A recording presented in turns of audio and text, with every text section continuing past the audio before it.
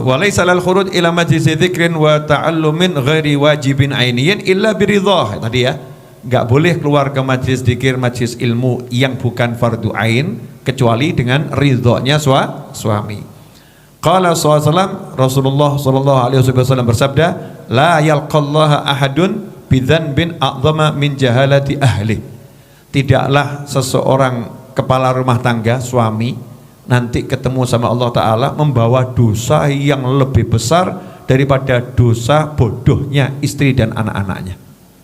Jadi kalau sampai nanti dia pindah ke akhirat, ternyata istrinya, anak-anaknya tidak tahu ilmu sholat, nggak tahu ilmu wudhu, ya nggak tahu ilmu puasa, nggak tahu ilmu tauhid tentang mana yang buat murtad, mana yang menyelamatkan diri agar tidak murtad. Kan ada itu ilmu tauhid juga fardu ain, harus dipelajari.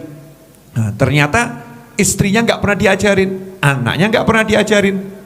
Nanti suami yang semacam ini di akhirat itu membawa dosa yang paling besar, yaitu dosanya. Dosa yang paling besar yaitu keluarganya nggak diajari sholat, nggak diajari wudhu. Nah, kadang-kadang nih ibu-ibu juga menjadi ikut andil terhadap dosanya suami. Kenapa? Anaknya diajari sekolah, diajari bangun pagi, tapi nggak diajari subuh pagi, nggak diajari sholat subuh.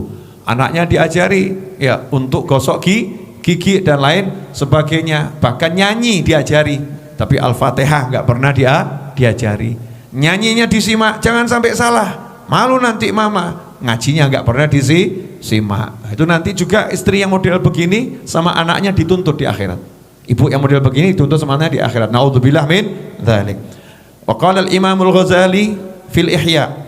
Imam Ghazali dalam kitabnya Ihya Ulumuddin, beliau berkata, yuqalu inna awwala ma yata'allaqu birrajuli yaumal qiyamah ahluhu wa waladuhu.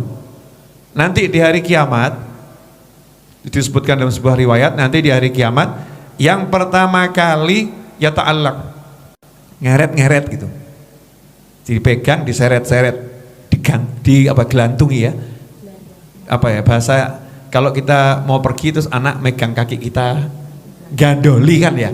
No, coro Jawa ini pun gampil, gandoli. Lah Indonesianya tuh loh. Apa itu?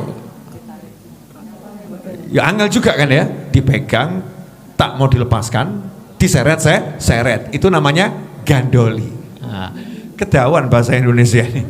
Bahasa Jawa singkat, ta'alluq itu bahasa Arabnya ya, digandoli.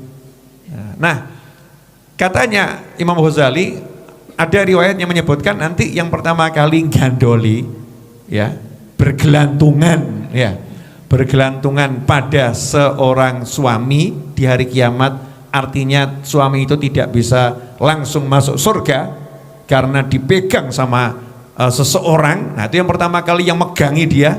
Mungkin banyak tuh yang gandoli tadi ya, yang nahan. Nah, yang menahan dia untuk tidak melanjutkan langkahnya, nah itu gandoli. Jadi gandoli itu menahan untuk tidak melanjutkan langkahnya. Tuh mentoh ya, panjang sekali gitu ya. Itu gandoli. Nah, nanti yang pertama kali gandoli itu dari seluruh makhluk Allah, pertama kali adalah ahluhu wa waladuhu, istrinya dan anaknya.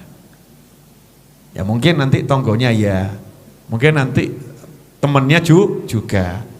Ya mungkin nanti orang yang dia rasani, ya orang dia gunjing juga.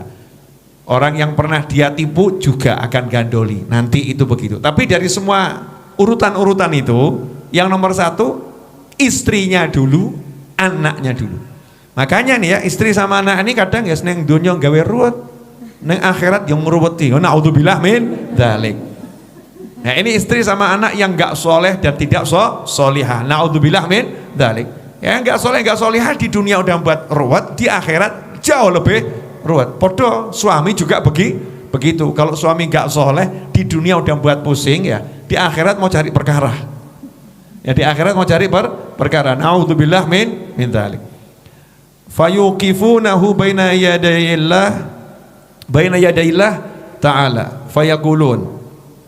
Kemudian mereka anak dan istri tadi ya akan menghentikan suami tadi di hadapan Allah Ta'ala.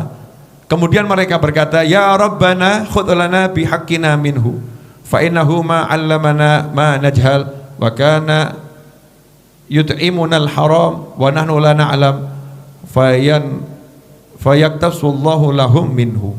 Katanya istri sama anak-anaknya, ya Allah, ini tolong kebaikan-kebaikannya suami saya ini, bapak saya ini, tolong berikan saja ke saya untuk menghapuskan dosa-dosa kami.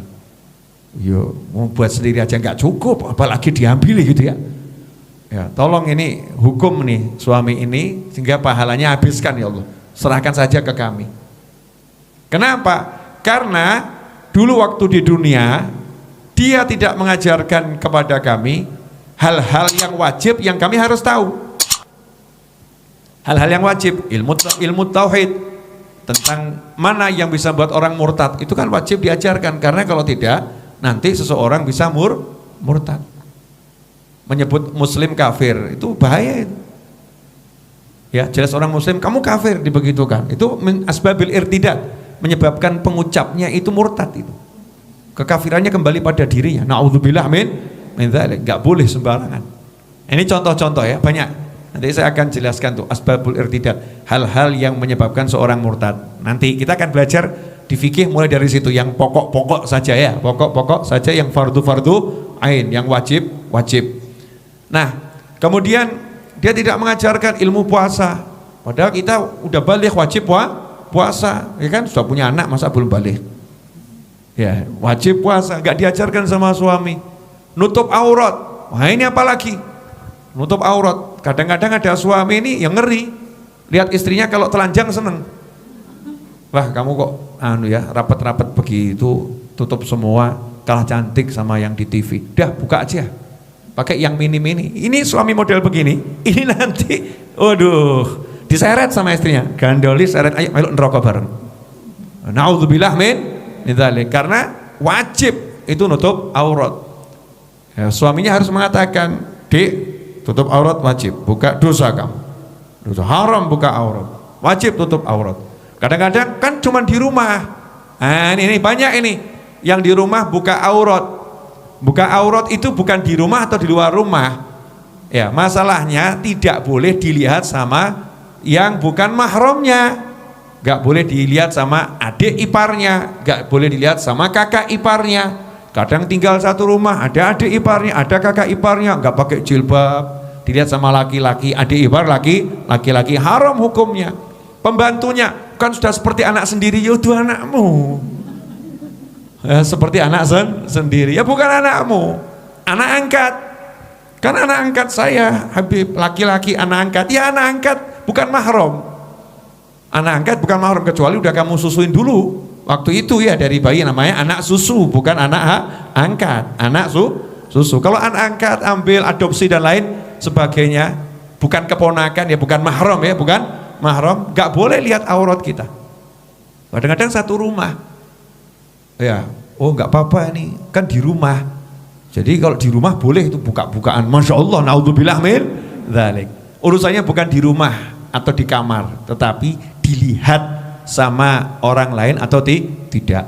Di rumah nggak ada orang lain tapi jendelanya bukaan, ya kan nggak ada yang lihat. Ya kalau orang lewat nanti kan lihat. Kamu memberi kesempatan orang untuk melihat, maka membukanya juga haram. Saya di kamar mandi tapi kaca, ketontok sak kampung gitu, gimana? Kelihatan satu kampung. Auratnya namanya terbuka. Kadang kan istri-istri itu kalau dikasih tahu sama suami kan ngeyel. Itu kamu di dapur masak, gak ada yang lihat kan di sini. Lah itu jendelanya itu bukaan, jendelanya terbuka, itu bisa kelihatan. Kalau bisa dilihat dari luar, walaupun kamu di dalam, maka hukumnya tidak boleh. Ya tutupan jendelanya. Kan gelap, ya sudah, tutupan rambutnya, gampang tuh ya. Gak ada yang susah. Panas mana sama api neraka. Jangan begitu Pak, maksud Bapak jangan radikal. Radikal ini. Ya, jelaskan halal haram dibilang radikal kadang urusan fikih ini ya. Gak usah kenceng-kenceng. Ini gak kenceng. Ini bukan urusan kencang. Memang hidup ini harus ada aturan yang kencang. Ya seperti misalnya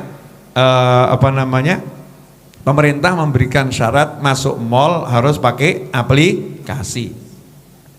Kalau nggak ada aplikasi nggak bisa masuk, begitu ya. Ya kan dia gampang ya, tinggal diinstal pakai aplikasi. Kamu ini nambah beban, ya wes gak usah masuk, kan selesai ya. Kalau pengen masuk ya kamu install. Nah, hidup ini ada aturannya. Nah, mau ke akhirat kok nggak diatur sama Allah Ta'ala, diatur sama Allah tidak mau. Seakan-akan surga neraka miliknya dia, urip sakarepe dewe.